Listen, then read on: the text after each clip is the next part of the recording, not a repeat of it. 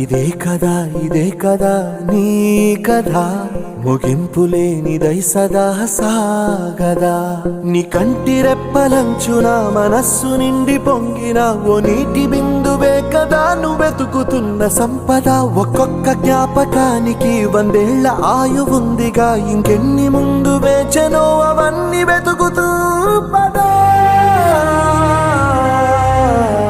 మనుష్యులందు నీ కథ మహర్షిలాగా సాగదా